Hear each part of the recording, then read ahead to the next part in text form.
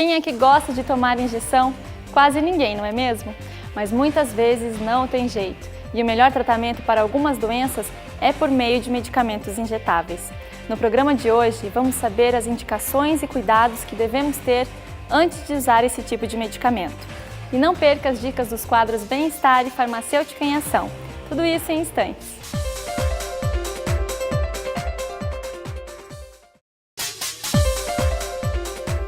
Hoje, para falar sobre os medicamentos injetáveis, características, indicações e cuidados, nossa convidada é a farmacêutica Beatriz Lotti. Ela possui mais de 10 anos de experiência na condução de cursos, oficinas educativas e palestras em diversos temas, com ênfase na aplicação de injetáveis e diabetes. Obrigada pela presença. Obrigada pela oportunidade. Doutora, quais são os benefícios dos injetáveis? Olha, Daiane, os injetáveis são medicamentos que vão trazer diferentes benefícios. Na verdade, muitas pessoas acreditam que o principal benefício do injetável é a rapidez. Então, muita gente pensa assim, eu tô com uma infecção, preciso tomar um antibiótico, quer saber? Ao invés de eu tomar um comprimido todos os dias, eu vou tomar uma injeção que vai resolver logo, não é mesmo? Às vezes a gente pensa assim, se doer o tratamento vai ser eficaz, não é assim? E na verdade, a rapidez do tratamento, a rapidez do efeito do medicamento é um dos benefícios dos injetáveis. Então, por exemplo, se você está sentindo muita dor, está sentindo, por exemplo, uma cólica renal, e aí você vai no hospital, você vai receber uma injeção na veia e vai ter um efeito rápido. Você quer resolver logo essa dor, não é mesmo? O médico vai querer logo prescrever um medicamento para resolver rápido. Então aí o benefício é a rapidez. Mas existem outras situações onde não é a rapidez. Por exemplo, anticoncepcionais. Então as mulheres que não querem engravidar e tomam anticoncepcionais, elas podem escolher, por exemplo, tomar pílula. Todos os dias naquele horário ela vai tomar a pílula. E às vezes ela não lembra, né? Ela confunde, esquece o horário, um dia toma, outro dia não toma. Então esse tratamento ele não vai ser eficaz com a pílula, né, para essa mulher. Então ela opta por uma injeção. O ginecologista vai lá, vai prescrever uma injeção de um anticoncepcional. Qual que é o objetivo? Não é rapidez. Eu quero praticidade, eu quero não ter aquela preocupação todo dia, né, de tomar a pílula, um dia eu lembro, outro dia eu não lembro. Então a injeção vai ter um outro benefício, concorda? É uma praticidade nesse caso. Sim. E existem outros benefícios. Um benefício, na verdade, não seria nem bem um benefício, é a única alternativa. A injeção, às vezes, é a única alternativa. É o caso, por exemplo, da insulina. Quem tem diabetes e tem que tomar insulina, não vai tomar um comprimido de insulina. Porque a insulina é uma proteína que quando ela chega no estômago, ela, em contato com o ácido, né, com o pH muito ácido do estômago, essa proteína é destruída. E esse medicamento é fundamental para quem tem diabetes e realmente precisa desse medicamento. E aí qual é a única alternativa? Injeção.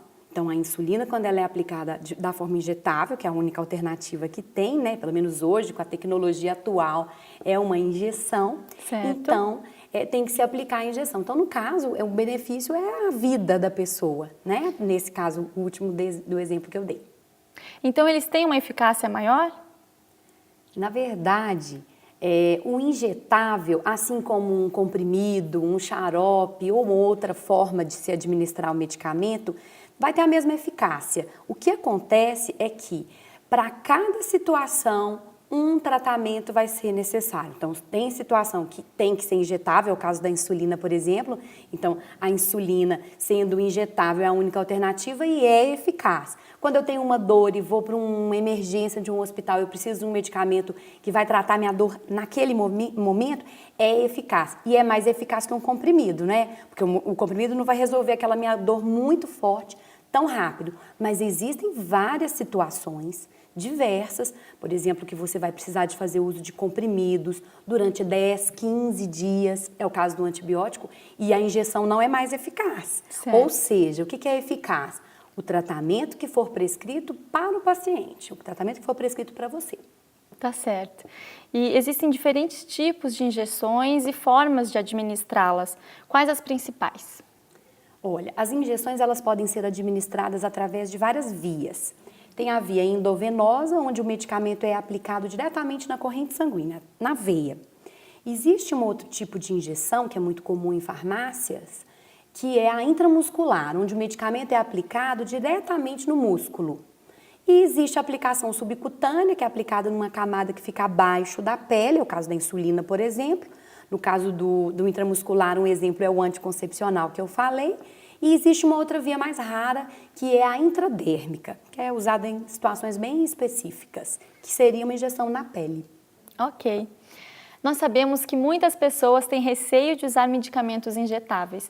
Doutora, eles oferecem mais riscos que os outros medicamentos?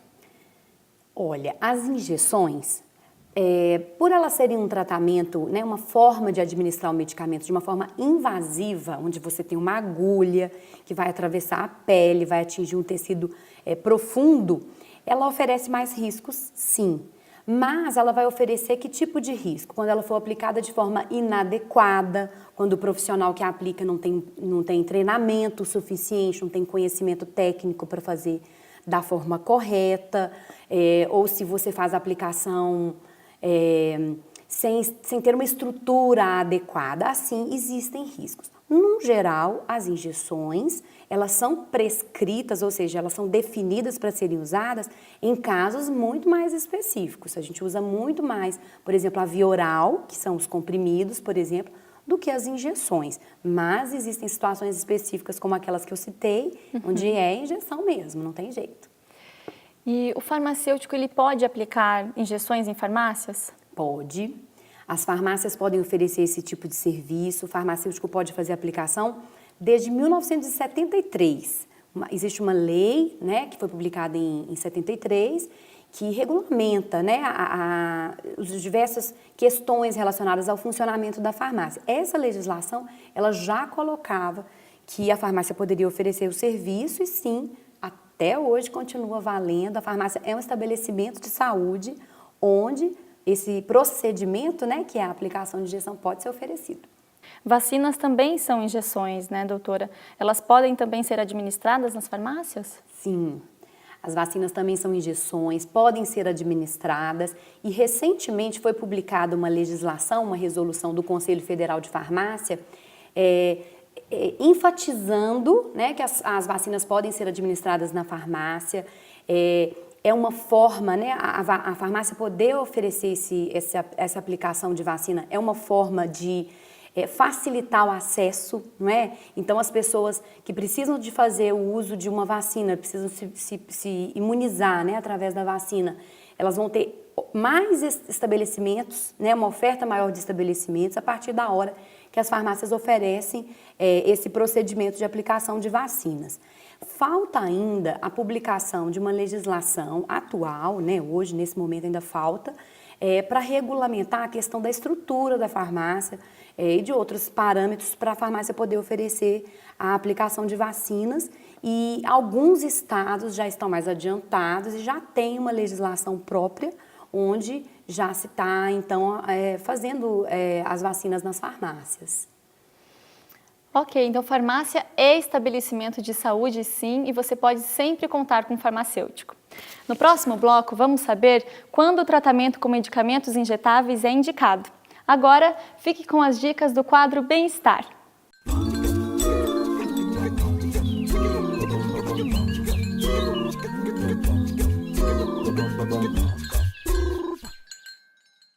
Você sabia que a AIDS ainda contagia e mata muita gente?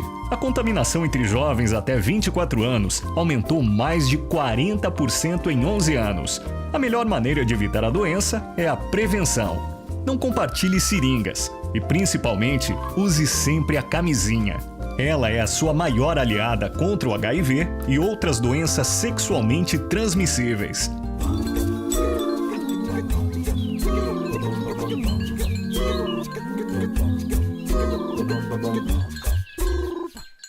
Ao perceber dores nas articulações, procure a unidade básica de saúde mais próxima para investigar a possibilidade de ser uma doença reumática, como a fibromialgia. Essa e outras doenças que causam dor crônica têm tratamento gratuito pelo SUS. Na maioria dos estados brasileiros, há centros de tratamento da dor que atendem os usuários da rede pública de saúde. O SUS é seu. Use. Defenda. Os medicamentos injetáveis são indispensáveis para a saúde E por isso é necessário procurar um estabelecimento que preste esse serviço e disponha de um profissional habilitado. O local ainda deve obedecer rigorosamente às normas da Anvisa. Vamos conhecer então como é a sala de aplicação em uma farmácia? Para a prestação do serviço de aplicação de injetáveis, a farmácia deve ter uma sala de serviços farmacêuticos com acesso independente, ou seja, que não sirva de passagens para outras áreas do estabelecimento. Além disso, deve cumprir todas as condições técnicas e higiênico-sanitárias previstas na legislação. Após a prestação do serviço, uma declaração é fornecida ao paciente com as informações do medicamento administrado. O farmacêutico é o responsável por todas as etapas do procedimento, desde a análise da receita até o descarte apropriado da seringa, de forma a evitar acidentes e contaminações.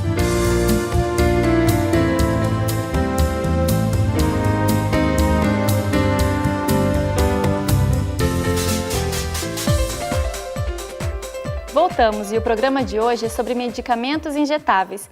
E quem conversa com a gente é a farmacêutica Beatriz Lotti. Doutora, como escolher o local e o profissional para aplicação? Olha, a melhor forma de você escolher o local, a farmácia, né, e o profissional é você, primeiro, ter confiança, né? Então, aquela farmácia que você já frequenta, que você conhece as pessoas, que você conhece a credibilidade daquela farmácia, daquele profissional, né, daquele farmacêutico, daquele seu farmacêutico. Essa é uma das principais formas. Mas independente disso, por mais que você tenha confiança, você precisa lembrar que a injeção é um procedimento invasivo. Então, por exemplo, ele só pode ser administrado, a injeção só pode ser aplicada se existir uma área, um ambiente reservado, específico, com pia, com sabonete líquido, com papel toalha, não pode ser toalha de pano, o Descartex, que é onde descarta as seringas, tem que ter rotinas escritas, definidas, e muitas vezes isso está visível, né, lá nas paredes, por exemplo. Então, a limpeza, a gente vê, né, Daiane, quando a gente entra num restaurante, a gente entra num salão de beleza e encontra aquela higiene, a gente sabe se o local está bem cuidado, né? Então, isso é muito importante observar. Nunca aplicar numa farmácia que não tem essa estrutura, isso é importante. Nunca aplicar sem receita. Então, o medicamento injetável é um medicamento que a gente falou de riscos, né? Então, assim, a injeção, ela oferece riscos quando comparada com outras vias, por exemplo, a via oral. Mas ela pode ser necessária em alguns casos. Quem vai definir isso? O prescritor, o médico vai definir aquela prescrição. Você não pode nunca aplicar sem essas condições mínimas, né, que estão de acordo com a legislação. Existem leis que definem que a farmácia pode oferecer o serviço e a farmácia que vai oferecer o serviço, ela tem que estar de acordo com a lei. E essas questões mínimas que a gente falou aqui são as que a lei exige. É um procedimento mais invasivo, então tem que tomar cuidado, né? Exatamente. Algumas injeções, elas requerem a autoaplicação. A orientação do farmacêutico, nesse caso, é recomendável e como ele pode ajudar? É super recomendável. Quem precisa de fazer uso de medicamentos injetáveis, muitas vezes são tratamentos continuados, né, como a insulina, anticoagulantes. No caso da insulina, por exemplo, é por uma vida inteira, né? Então, aplicar corretamente esse medicamento é fundamental. Nós, farmacêuticos, precisamos nos atualizar. Para você ter uma ideia, existem cursos sobre aplicação de injeção, onde o farmacêutico já fez a faculdade, lógico, e ele vai lá se atualizar. Então, imagina, gente, né, o leigo, né, o paciente, ele também precisa adquirir conhecimentos para aplicar a injeção com o ângulo reto, a velocidade certa. Existe um tempo para a agulha ficar no lugar depois que você injeta o medicamento. Muita gente não sabe disso. E aí o medicamento é perdido, por exemplo. E o farmacêutico é um profissional que entende do medicamento, sabe como aplicar e vai orientar esse paciente a aplicar corretamente. Muitas vezes, por exemplo, o diabético, né? Ele sai do consultório médico com a receita da insulina e com muitos medos, né? E com muitas informações. O médico pode até ter dado todas as orientações sobre como aplicar a injeção. aplicar a insulina.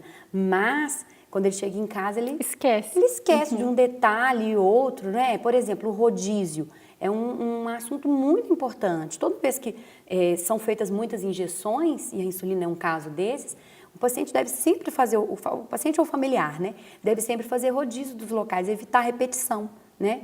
E aí, como fazer esse rodízio? Primeiro procurando a orientação do farmacêutico. A questão do armazenamento também da insulina. Exatamente, estava até esquecendo. A insulina é um caso exatamente que tem que ter um cuidado muito grande com o armazenamento. Então, tem gente que às vezes não sabe como armazena de forma inadequada e às vezes não sabe como transportar corretamente a insulina. E aí fica dias numa viagem sem tomar insulina porque achou que não podia tirar a insulina da geladeira, por exemplo, né? Então o farmacêutico é um profissional aí que vai ajudar nesse sentido, dando as orientações que o paciente precisa. A gente fez um programa específico sobre diabetes, bem interessante também. Doutora, eu quero agradecer a sua presença aqui e todos os esclarecimentos. Obrigada. Obrigada pela oportunidade. O farmacêutico é um profissional cada vez mais requisitado no mercado de trabalho. A cada programa mostramos uma de suas áreas de atuação. Acompanhe.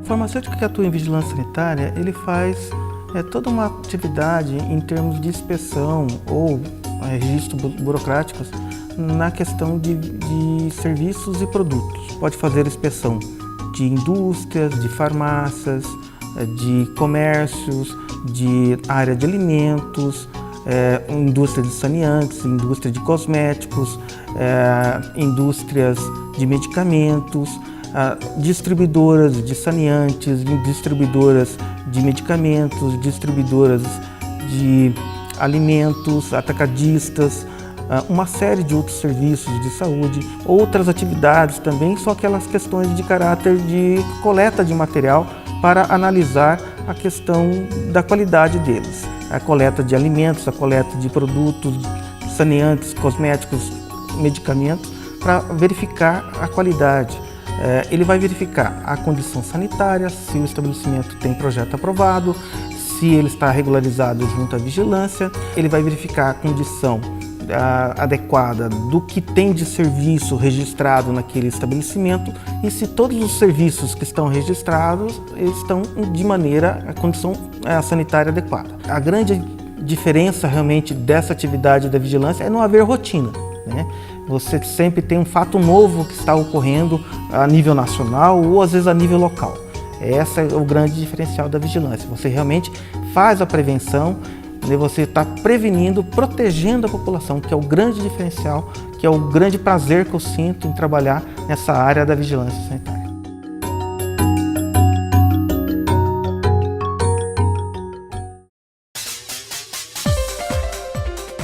O Farmacêutico Mais Saúde é uma produção do Conselho Federal de Farmácia. Interaja com a gente, curta nossa página no Facebook, mande recados, assista e comente nossas matérias. Até o próximo programa. Tchau!